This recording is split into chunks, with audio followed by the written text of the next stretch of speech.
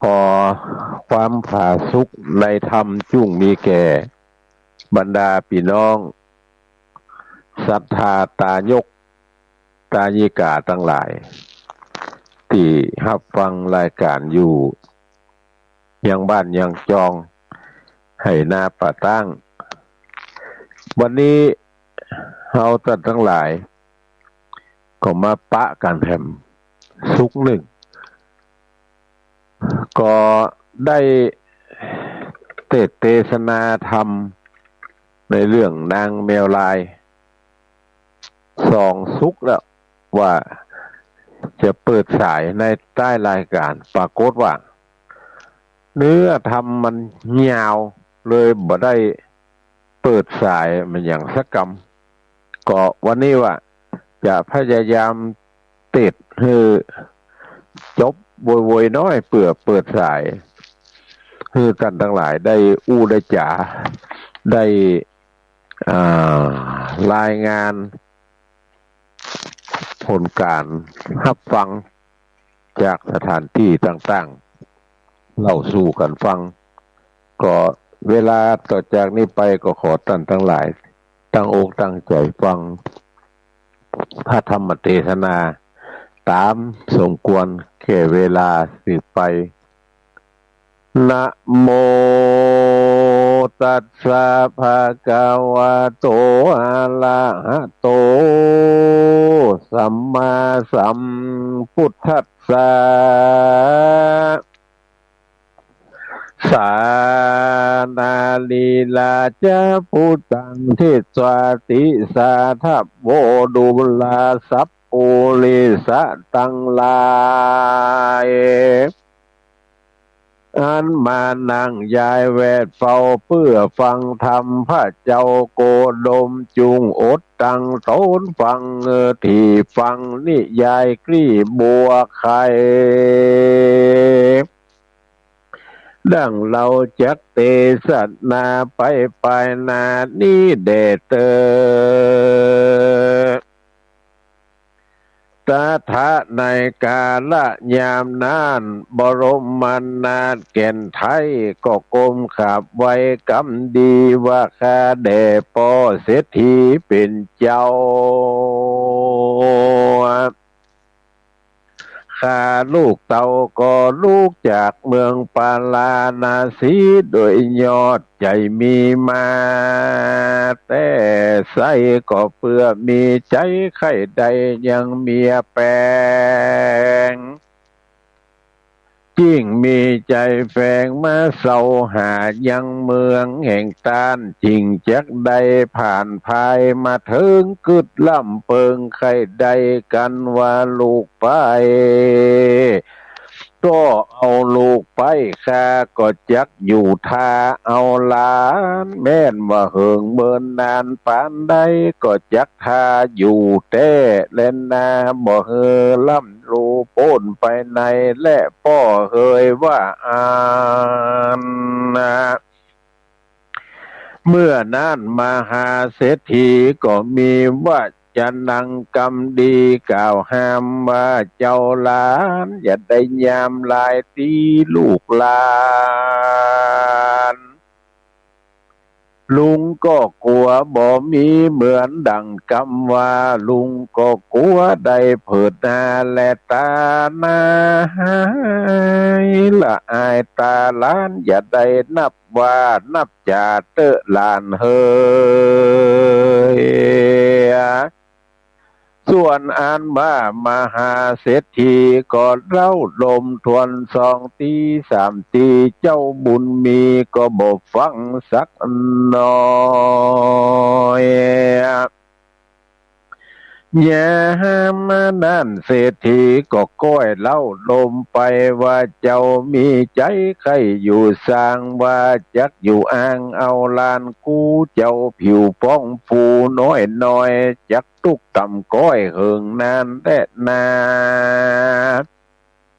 ว่าอันวันนั้นและนาสาธิตายามนั้นนางกัญญาไม่ห่างตุก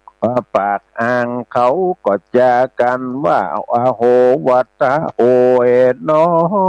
สี่กิ่งบางปันใจงามสะอาดญาติเหมือนเจ้านี้เกิงดีอยู่ซ่อนสิบเมียก่อนได้ดังลือและป้อยจักมาเอาลูกในปุ่มนี้จ้า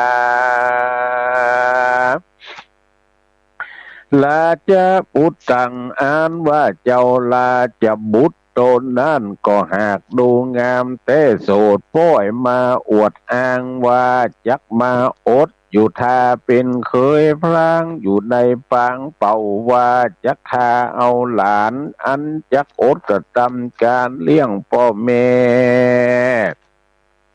เจ้าโตนี้แก่ว่าโจใจตีบตันเราบอกเคยรู้บอกเคยหันสักเตือสั่งบ่มากึดเผื่อโดยฟูงเราสั่งมาบ่เมาเอาฝูงเราและแม่ห้างอันบ่มีไผ่มานอนแนบข้างและนอนกอยบ่มีไผมานอนและเอื้อมคางเต้าอยู่อ่างว่างเมากะให้มาเตื้อเจ้าโสภาเฮยบ่าวเต้าอันมาจากดาวแดนไก่ตูนี่นาบ่มีจาญามาร่วมซ้อน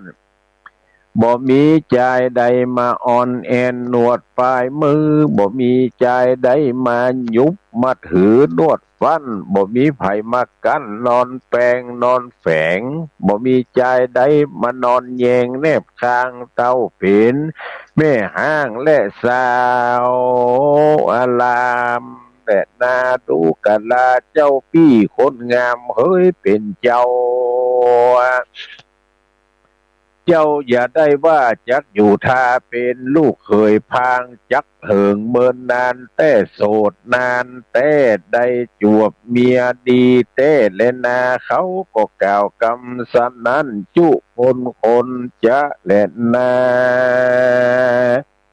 ตังโสตัวมหาสัตโตอันว่ามหาสัตเจ้ากันว่าได้ยินกำนางตั้งหลายมากล่าวดังอ่านนะ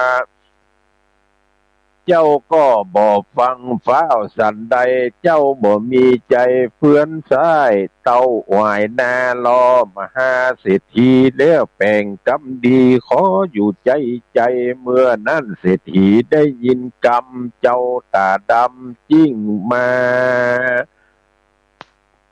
ไหวสาขับไหวเจ้าหนอไทยกล่าวกำดียามนั้นมหาเศรษฐีรวดฟังโดยง่าย ยิ่งเบ็นนาเจียนจาว่าดูกะลาพุทธาเฮ้ยหนอเต้าอันมาจากดาวเมืองไก่และมีจิตใจเดินมาสู่ห้องพระเตต้องเลือนลงว่าจักอดอยู่ทาเป็นเคยพางแห่งปอจักทาเอาลูกอันมีในต้องแห่งนางลูกไปป้อแต่ดีหลี ยักว่ามีบ่มีก็บ่รู้ใดวันผูกนี่กูปอจักไปนำเอาสไปมาแต่ดีหลีเจ้าจักมีใจใครอยู่สร้าง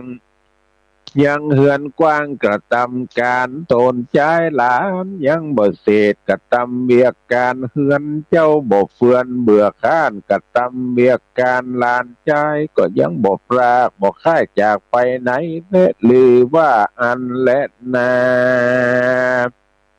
เมื่อนั้นเจ้าจันตาก็รู้ข่าวจิ้งจาตอบมหาเศรษฐีว่าข้าได้มหาเศรษฐีข้านี่บ่พรากบ่ค่ายจากไปในเป็นสันใดก็แต่ข้าจักบ่เว่พรางกา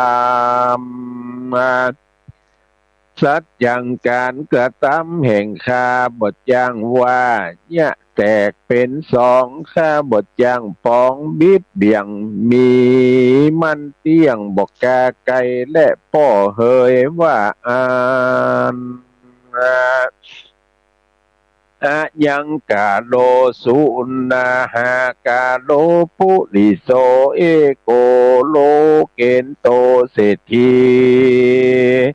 05 กาลังเยติดังนี้อะยังกาโลอันว่ากาละวันนี้ก็เป็นกาละยามดีอันว่าคนทั้งหลายก็รู้ยามควรแล้วก็นำเอาลูกสะใภ้มาหันแล้วยามนั่นเจ้าจันทกุมารก็เจ้าก็ได้ยินเสียงสารโห่ร้องดังมีกองดันเนืองหันคนมาเฟื่อนฟังฟ้าวยามนั้นเจ้าโหนดเต้าก็พิจารณาดูคนนำนาดูมีกองเสียงโห่ร้องมาสันนั้นลอยว่าแม่กูจักมารอดเปิงมีจากันว่าเจ้ากระดิ่งใจสันนี้แล้วตนเกี่ยวก็ผัดดับผัดดาตนหื้องามก็ไปอยู่ทากองตาก็มีแลมนุษย์สาอันว่าคนตั้งหลายก็นำเอามายังลูกสะใภ้แห่งมหาเศรษฐีกันว่ามาลอดแล้วตนเกี่ยวก็จับยับแขนว่ามาเตอะมาตาแม่เฮยเป็นเจ้าข้าลูกเต่าก็จมจืนสักเชิญขออัญเชิญไปสู่เรือนกับโดยปอเมื่อก่อเมื่อก่อสร้างเป็นเรือนเตอะว่าอันเจ้าก็จุงเอาแขนนางไปใหม่เตียวไตเข้าไปสู่หอเรือนหันแลสังสู้ตัวอันว่ากรรมแห่งมหาสัตว์เยาเรียกร้องนางว่าแม่สันนั้นนางสะใภ้ก็ขนิ่งใจว่ามันเป็นสันใดจากกูเกิดมาปางนี้ก็มีอายุได้16 ปีขวบเขาบอกเคยมีเจ้ามาเตรียมแฝงบ่มีไผ่มาแยงรวมซ่อนบ่มีไผ่มาห่มผ้าปกหัวกูนางบอกเคยมีผัวสักเอื้อบ่มีไผ่มาอยู่เอื้อเลี้ยงสองไผ่บ่ปองมาอยู่ซ่อนก็บ่หอนเกยหันบาดนี้ใจผู้นี้ป้อยมาผันเรียกกูว่าเป็นแม่มันเป็นแต่เหตุสันใดจาคนตั้งหลายเอากูมานี่เราเจ้าตนนี้ก็ปล่อยมาเรียกร้องกูว่าแม่มันจะแลนาโดยเหตุสันใดนี้จะมากูจะถามเศรษฐีผู้เท่ารู้แจ้งทีรู้จักกรรมตีมันว่าก่อนเตอะนาเมื่อนั้นนางสะใภ้แก้วก็จิ้งถามว่าดูกันลาเจ้าผิวใสงามเงเป็นดังหรือจ้าเจ้ามาเรียกข้าว่าแม่นั่นจาเมื่อนั้นนาเจ้าจันตาก็จิ้งไข่จาบอกกล่าวว่าข้าแด่แม่เท่ามาตาอายังกาโลอันว่ากาละยามนี้ก็แม่นยามดีแต่เล่าคาลูกเต่าจะหากอยู่เมืองไกลพ่อเปียวปงใจมาฟังไฟมาสมมโนไทยหอระไทยโดยหัวใจพระโยชน์ลวดไข่ใดอักกะจาญาจักเตียวมักกาดันป่าไม้คานาไทยเตียวโหนนะมาพบสองตามนป่อแม่อันจักก่อสร้างแต่แปลงเฮือนยามข้าเจิญตัวมาลอดเขาย่างจอดเอาแรงข้านี้ยินแปลงลักโสดข้าจริงอยู่ท่าเอาลูกพ่อแม่เจ้าตั้งสองอันได้มาปองแต่งสร้างแต่งงานกินแขกข้านี่จักอยู่ท่าบ่ไปไหนถ้าลาบต่อเต้าพ่อและแม่แห่งข้าได้ตะลงกับพระมีมากันว่ามารดาพาสูตรยังลูกน้อยหนอบุตรีข้าก็จะขอเอาเป็นภริยาเตรียมเนื้อไว้อยู่เอือเตรียมแฝง จักเอาไว้แยงเงาซ่อนหลอนจะเกิดมีมาเมื่อนาแต่ดีหลีและนากันว่าเจ้าจันตากล่าวแล้วยามนั้นฝูงหมู่แก้วญาติกาวงศาเป็นอันนั้นนามวลหมู่ก็มารู้แล้วว่าแม่นยามดีฟูงปู่ญาติกาเขาก็ยกเอายังขันปู่จาคบกู้ยามเมื่อจักสู่ไม้ควันจิ่งจักยกมาตำสองนาแห่งนางนอลาไปลูกเศรษฐีเขาก็จิ้งเรียกหมอดีมาจิ้มไก่มาเบิกบายสีลูกไปและลูกมหาเศรษฐียามนั้นหมอผู้ดีก็มากล่าวมังกะละอันยิงทวนทุกสิ่งบัวละมวลฟุ้งแขกแก้วตั้งหลายต่างคนก็ต่างกับกายไปสู่ยังที่อยู่เรือนจาก็มีวันนั้นแหละนาตัดชะว่าจะนังโคสะยิงสุอภิมังกลังสุนหานามจันทกุมาโลอภิวามหาเศรษฐีโยโตสังดังนี้ส่วนอันว่าลูกไปแห่งมหาเศรษฐีกันว่านางหันคนตั้งหลายนี้ไปสู่เรือนเขาแล้วนางเกียวก็รู้ในใจว่าเหตุใดนางได้ยินคำว่าโค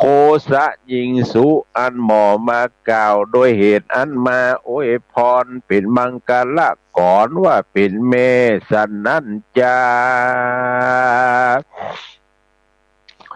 ยามนั้นนางก็วันตาบอกว่าขนบไว้ยังปอไทยมหาเศรษฐีว่าข้าเดพ่อเป็นเจ้า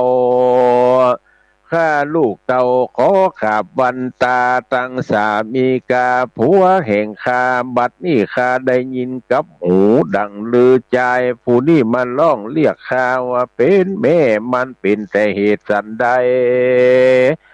พอจุ้งไข่ปันบอกทีจักรู้ที่เบาใจตะลาเมื่อนั้นนา มหาเศรษฐีได้ยินแล้วอันลูกเกี่ยวมาขาบวันตาดังอันมหาเศรษฐีก็ลุกจากที่นั่นเข้าไปเรียกเอาเจ้าตาโมนมาแล้วดังอันดาตั้งลูกเกี่ยวใจแห่งตนว่าพุทธาเฮ้ยลูกเกี่ยวกูพ่อได้ยินแล้วยังกำอัน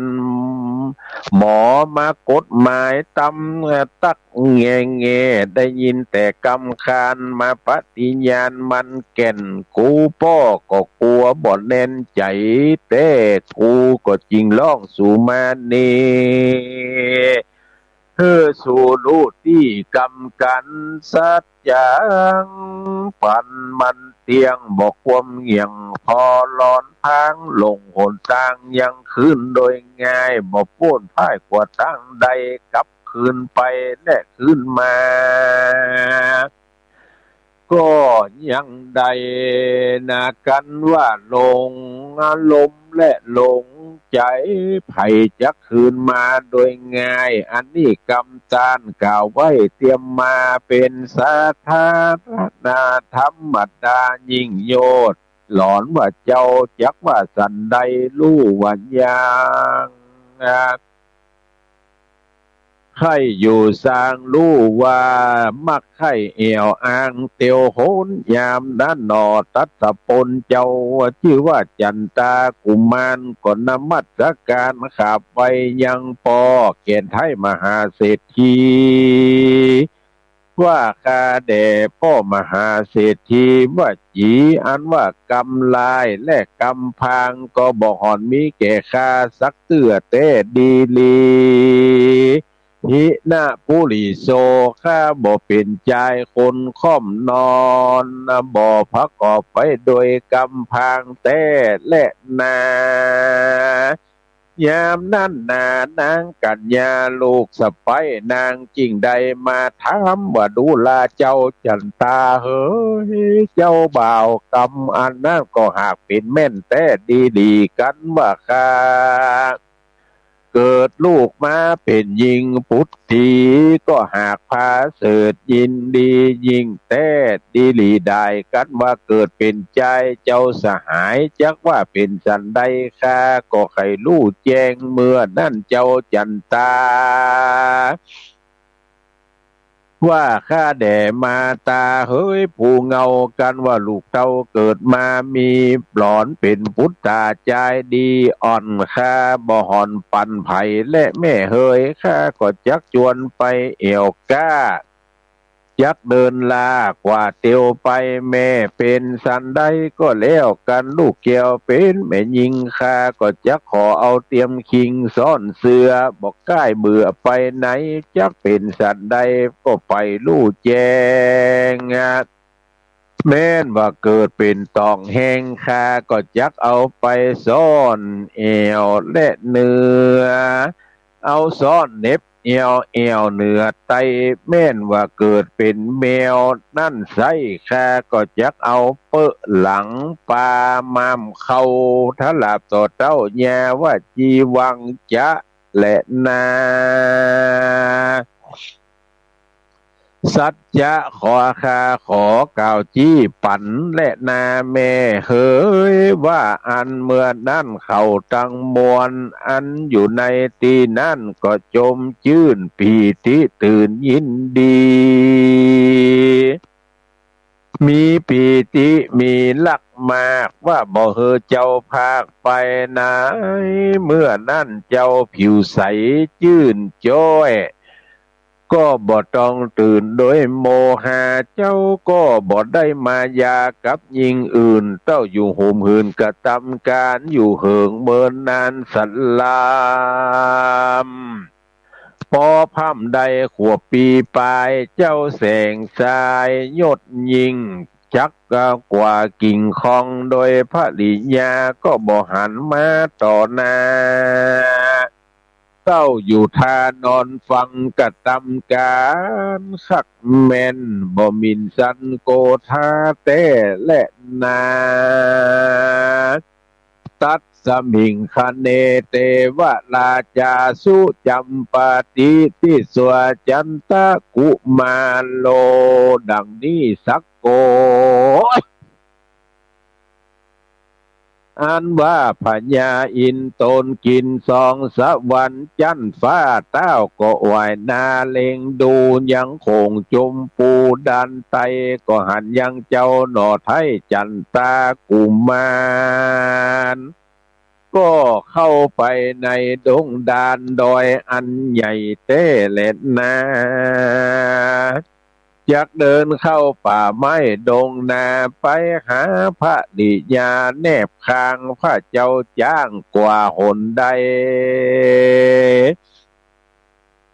พญาอินก็เล่นไปจูบัดนี่ก็หันหน่อบุญจูเจ้าฟ้ายศแก่ลาหน่อพุทธังกุลก็ได้เอาตนนู้นไปลอดเข้าไปจูจอดเมืองสุวรรณจามคำเจ้าก็มากระทำการอยู่ใจโต้นหน่อไทยบอนนีเฟือนอาสไลอยู่ในเฮือนมหาเศรษฐีอดแปลงใจดีบ่หย่อนบ่ยานบ่อ้างเวียกการเฮือนเจ้าก็มีใจบ่เฟือนตั้งขัวและซ้ายบ่ได้หนีป้ายไปไหนมีใจ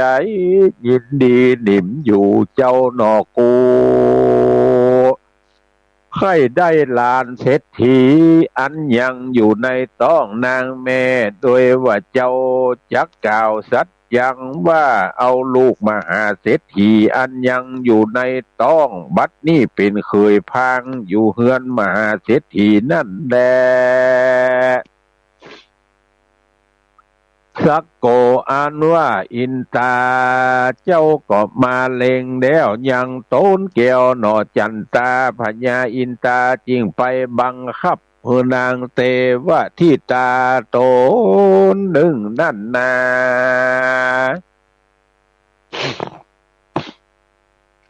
อันเคยได้เพิ่งปะกันมาได้เป็นปาตะปาลีจากบ่เฮอพรากเสียกันก็ตำบุญตวยกันมาทุกญาติได้ร่วมน้ำหยาดหมายตา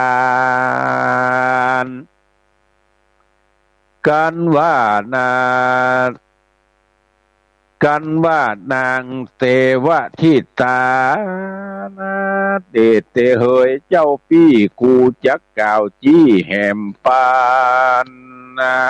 ในกาละยามจันเมื่อนี้ก็เป็นกาละอันควรจักลงไปเกิดในห้องเลิศเมืองโคนนะนางก็จุ้งเอาตนไปเกิดเอากำเนิดเมืองคนพุ่นเตอะกันว่าอินตาเจ้าเก่าเด้วโตนต้านเกี้ยวอินตาก็จากกับนางเตวะที่ตาว่าดูลานางจุ่งเอาโตนวางเขาคาบเนี่ยสลาบเหมือนดังแมวไปอยู่ในต้องแห่งห้องในแห่งต้องลูกไปมหาเศรษฐีนั่นเตอะนาเทวทิตายามนั้นนางเทวทิดาก็ดีลาลงมาสู่มนุษย์รุ่มไตแล้วก็มาเข้าคาบไว้เป็นดังแมวลายพญาอินก็บังคับให้เทวบุตรเทวดาตั้งหลาย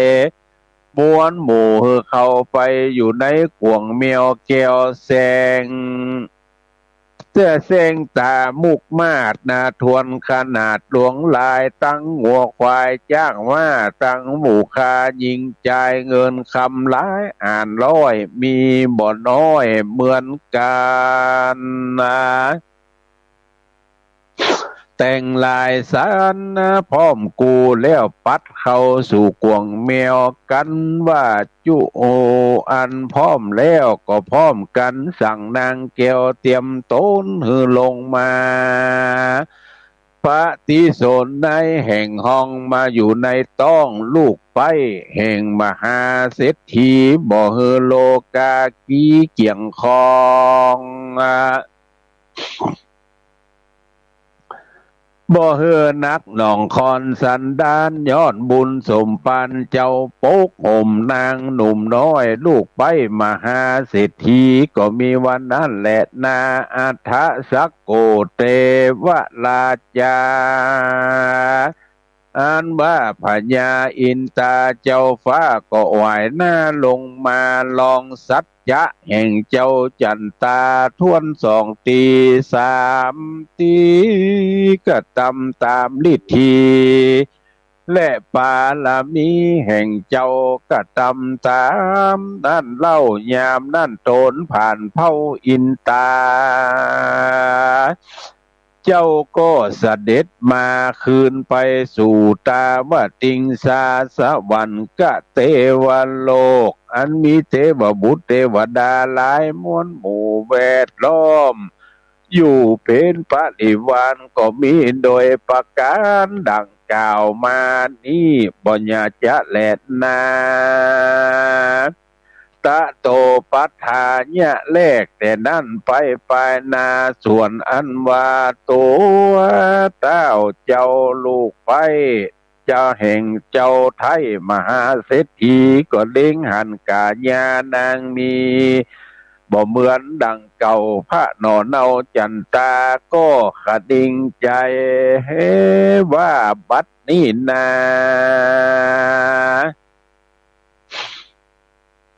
บาดนี้นากับพระจักมีในต้องแห่งพระมารดานั้นจาว่าอ่านแล้วพระตนแก้วก็มีปีติจมบานก็กระทำการอาหารมันเหตุว่าเจ้าได้เล็งหันเหตุมีมาเจ้าก็อดการ อันชั่วจ้ากระทำการหลายหลากบ่เฮือนลำบากตั้งใดเจ้าก็วางใจแต่เล่าเจ้าบ่าวเราอันน้อยน้อยก็ก้อยกระทำไปโอดอยู่ในเฮือนตีนั่นนับว่าใดสองขวบเขาแต่ดีดีและนาตะตาในกาละยามนั้นมหาเมโคอันว่าหาฝนใหญ่ก็ลังไหลตกลงมาถึงยามนามันรอดเตียวดันสอดไปมามนุษย์สาอันว่าคนตั้งหลายน้อยใหญ่ล่างพองก็มาเยี่ยให้ไถนาลางคนก็มาหวานกาพร้อมจุนาเขียวมาพร้อมยามนั้นนาเจ้าจันตาบ่าวน้อยก็มาปัดเอาเข้าขอดคนในเฮือไปกระทำการบ่อนย่างเขาจุภูกระทำการหวานกาพร้อมจุนาจุคนก็มีแลมาตาอ่านว่านางสะไปแห่งเศรษฐีก็ตะลงกับพระใด10 เดือนแก่บัวละมวนดังอันในกาละยามนั้นลมกำมัดสวาดก็มาปาดอยู่ต้องนางแม่ไปมาเจ็บสั่งจาจักหน่องเจ็บแต่ต้องน้อยจ่องลงถึงเอวยามนั้นนางก็นั่งก็ร้องเงียวเสียงดังออกมาเต้นเล่ายามนั้นลูกเต่าก็เกิดออกมาเป็นแมวน้อยงามเหลือบัดนี้นางเกิดลูกเป็นแมวเต้แหละนาสาธิตากันว่านางมารดาผู้แม่หันเดียวเกตานางก็มามีคำสั่งกาใจมากนางนั่นหากร้องให้มากทุกขเวทนานางมารดาให้พัดแผ่ไปมาลำไรอยู่ใจกับเจ้าหนอไทยจันตาว่าดูลาบุตตาเหยเจ้าลูกลักแม่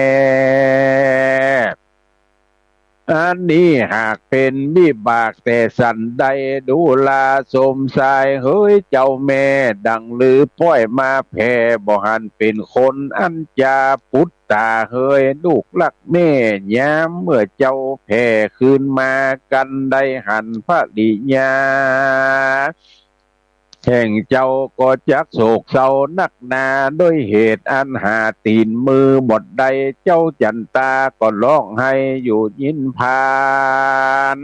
เหตุว่าเจ้ากระทำการอันลำบากเป็นทุกข์ยากเหลือใจเต้และนออาโหโอยนอเจ้าจันตาเฮยเจ้าแม่ตั้งแต่เจ้ามาอยู่เป็นเคยพานก็มากระทำการเลี้ยงพ่อแม่เจ้านั้นมันแต่ดีดีแม่ก็เกิดลูกมาเป็นปุตตีก็มาเป็นดังอีป้อยมาเป็นแมวพี่ลี่เกิดลูกมาบ่เป็นคนมีขนลายสนพระพ้อยมีขนข้าพ้อยเป็นแมวลายอกจักวายและเจ้าลูกเต้าแม่เกิดเป็นแมวยามนั่นนางก็เอากล้วยตาแล้วมาใส่ยังลูกไทยอันเป็นแมวน้อยน้อยแล้วก็เอาไปห้อยไว้แจงบนเฮือนนางผู้แม่ก็มีใจเฟื่อนนักหน่องนั่งอยู่ท่าพอเล็งดูยังเจ้าสลีบุญจูจันตาอันไปสู่นาหวานกาก็มีแลตาตาจันตากุมาโลยามนั่นเจ้าจันตาหนอลาอันเป็นเจ้าแก่คนในเมื่อเจ้าออกไปไถนายามเมื่อพระสุริยากากาดลงแรงเจ้าจอมแป้งก็จวนเอาหมู่คาคนในกับคืนไหลมาสู่เดือนหลวงเขาปันพวงก็ไหลคืนมาสู่มาเผียวที่อยู่ไผ่มันก็มีแล ติดสวาส่วนว่าเจ้าจันตาก็บ่หันมารดาที่อยู่ไกลเจ้าก็คาก้มใจฮือเอาครัวใหม่มาปันเพื่อว่าเจ้าบ่หันยังมารดาโตนแม่ว่าวันนี้นาเป็นเหตุสันใดหรือว่าแม่เจ็บในปวดต้องบ่ยอมออกห้องเตียวมาหรือว่าแม่นเป็นโลกาพยาธิเป็นไข้ยากเย็นหากเย็นหนาวบ่สุขสำราญอยู่ในห้องหรือว่าแม่เจ็บต้องและนอนค้างอันจาเมื่อนั้นนางยิงตั้งหลายหมู่คาใจก็มาบอกเจ้าหนอไทยสัญญาว่าโตนนางบานดาแม่เจ้าผาสูตรได้ลูกเต้าผู้นึ่งแต่ดีเจ้าว่าเป็นมัจจารีแมวลายและเจ้าเฮยบัดนี้แมวลายน้อยนอนคะค้อยเฝ้าเต่าไฟปุ่นและว่าอันเมื่อนั่นเจ้าจันตาก็จริงเฝ้าฟังกัดกั้งแต่นักหนาผ้าตนคำคาหนอเต้าก็รีบฟังเฝ้าไปสู่ยังโตหนอกูมารดาแล้วเจ้าจันตาก็ขับไว้ยังแม่ออกไทยมาตาว่าข้าแด่แม่มารดาเป็นเจ้าโตนแม่พาสู่ลูกเต้าบุตรตายังมีความสุขสบายเต้นหนาเปียที่พญาติโลกาบ่มาเบียดความสวดสดีก็ยังมีแก่แม่หรือบ่เป็นพญาติแต่สันใดอันจาลือยามนั้นแม่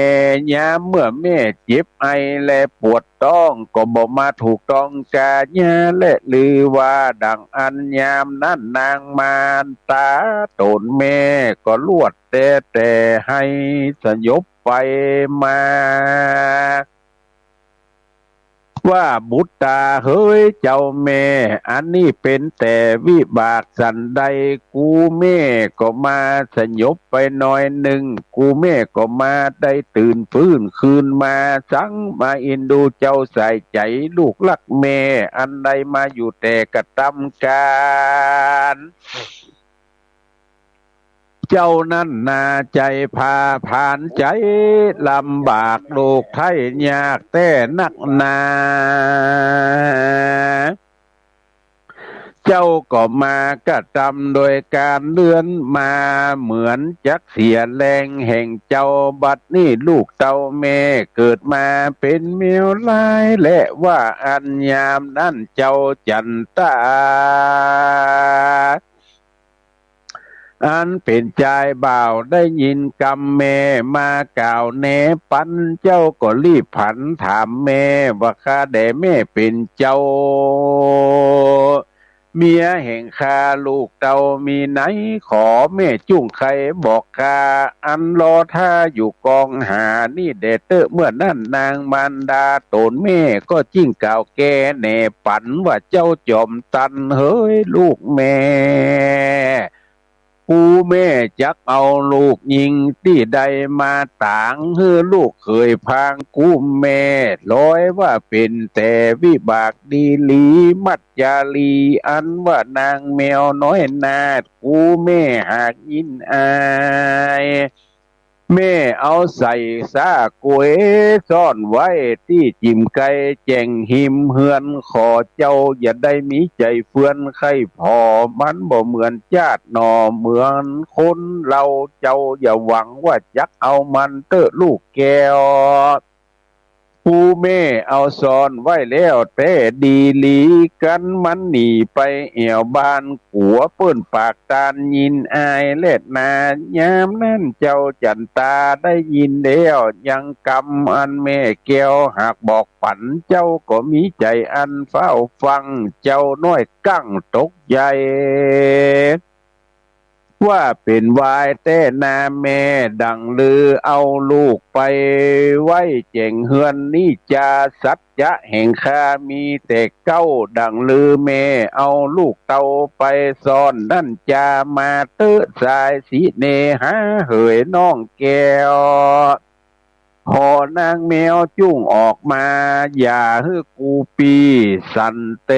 มาเป็นเมียปีแล้วมาเป็นเมียมิ่งแก้วจานยามาปากตันเจียนจ๋าด้วยกำกูปีนี่แหละนางมาตาเฮ้ยนะอันเป็นที่จมเจยลูกเต่ามาเป็นที่เขาเมียแปลงกูแม่ก็ยินยากอันลูกชื่อว่าจันตานี่ก็หากท่ากองดูและนายามนั่นนาเจ้าก็ลิล่ำไรไปมาปากจ๋ากับโดยแมวดังอันอยู่จะใจก็มีวันนั้นบ่อยาจะเล่นนาจะตุดถังมัชชะจาลีจาตะกังนิธิตัง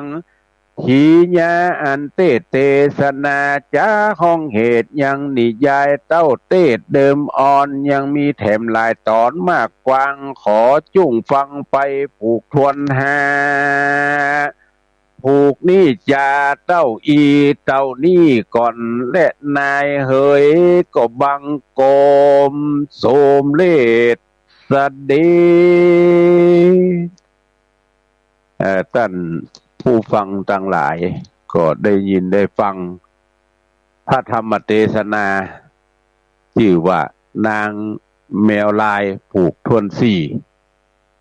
เป็นที่บัวละมวนลงไปก็เจ้าจันตาก็ท่ากองหาผู้ที่จักเกิดมาเป็นลูกของแม่อยู่ใจดังอันยามนั่นก็ได้เกิดมาเป็นปางนั้นได้เกิดมาเป็นแมวเป็นแมวเจ้าก็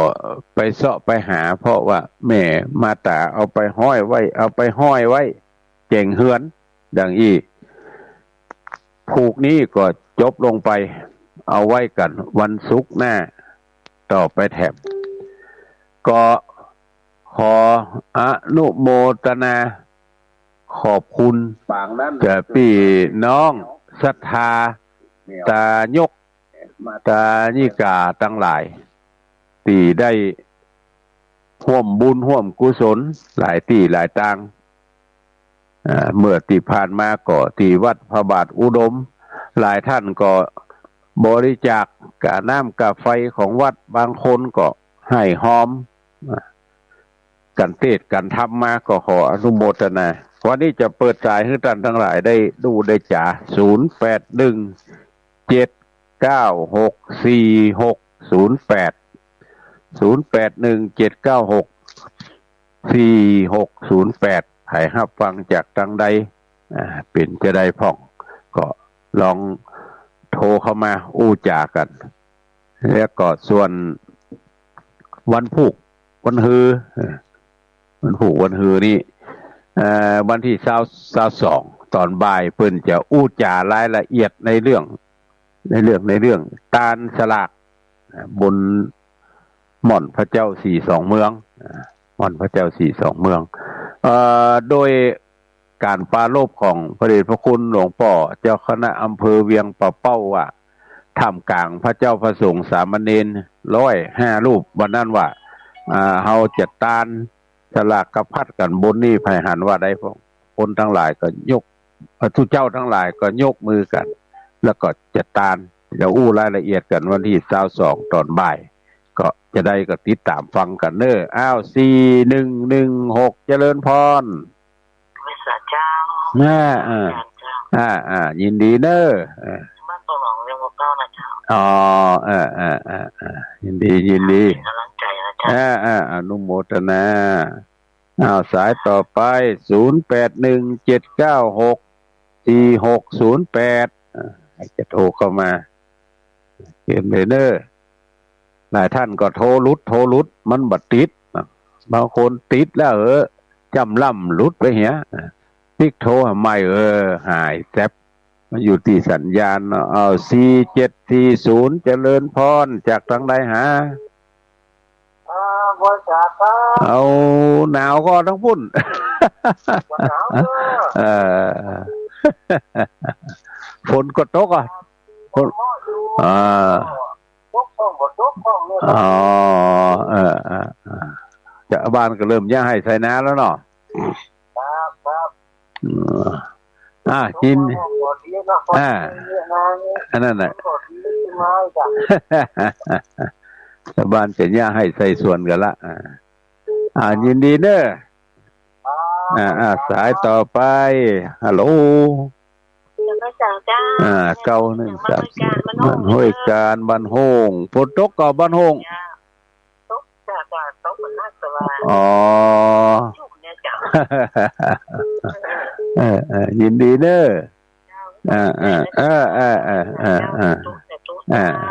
สายต่อไปเจริญพรบ้านใดก้าแอบปันว่าได้สายซ่อนกันเลย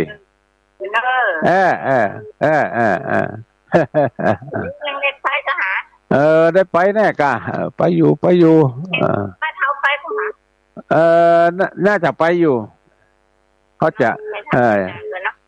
จะได้อู้ได้จ่ากันวันที่22แห่งกรรมว่าจะระดมคนจะได้กันยินดีเนอะสายต่อไปเจริญพรแม่สุเกี้ยวศรีลาพรศรีเตี้ยได้ยินชัดเนาะติดตามตลอดยินดีเนอะยินดีเนอะ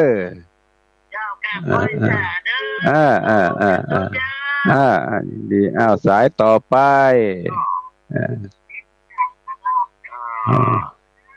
6719โอ้มันซ่อนกันเฮ้ย9134เจริญพรดีเด้อฟังจากทางใดฮะโอ้ยบทจองดีเด้เจริญพรสายต่อไปไม่จ่าครับท่านพระครูโอ้เจริญพรคุณหวานพระนครเสาหินฝางครับฟังอยู่ฟังอยู่เนาะชัดเจนก็ชัดเจนดีครับวันนั้นบัดดูตั้งอู้กันเฮ้ยคนคนหลายบ้านหลอดยันที่บ้านวัดปสมอแล้วเล่นบ้านเลยเลยป่ะเลือกกินสลากนี่กะกินสลากนี่กะยินดีเนอะฮัลโหลสายต่อไปฮัลโหลเจริญพรยินดีเนอะชัดเจนดีเนาะสันต่อวังเหนือยินดีเนอะสายต่อไป0817964608